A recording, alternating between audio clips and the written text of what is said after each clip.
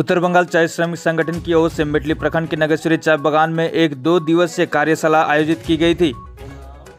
इस कार्यक्रम में मुख्य तौर से संगठन को कैसे और मजबूत किया जाए और जमीन के आंदोलन को ज्यादा से ज्यादा लोगों तक कैसे पहुंचाया जाए, इस विषय पर चर्चा किया गया। इस दिन तराई डुवर्स के व पहाड़ से लगभग 150 शिक्षित युवा व युवतियां जुड़ी थी।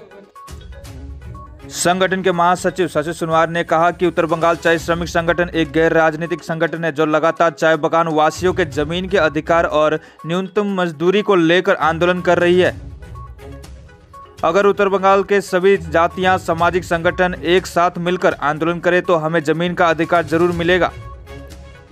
ब्यूरो रिपोर्ट, डुवर्स तक।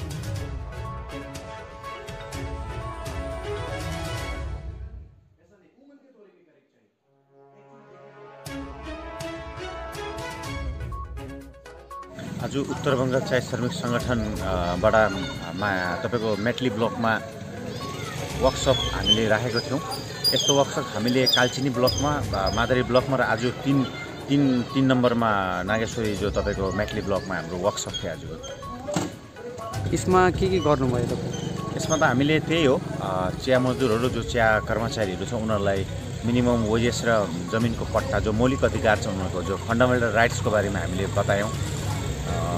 त्यही हो, चिया बगानमा काम गर्ने मजदुरको जो मौलिक अधिकार छ त्यसको लागि हामीले जागरुकता अभियानहरू पनि चलायौँ। हाम्रो डिमान्डमा सर्वप्रथम फर्स्ट डिमान्ड हाम्रो ल्यान्ड राइट्स हो, जो जमिनको पर्जापट्टा। चिया मजदुर जो वर्षौँदेखि पिँढी दर पिँढी जो गुलामी गरेर आइरहेको छ, जो बन्धुवा मजदुर छ, उनीहरूको जमिन आफ्नो जमिन नहुनुको कारणले गर्दाखेरि उनीहरू माथि बहुत शोषण र अत्याचार भइरहेको छ।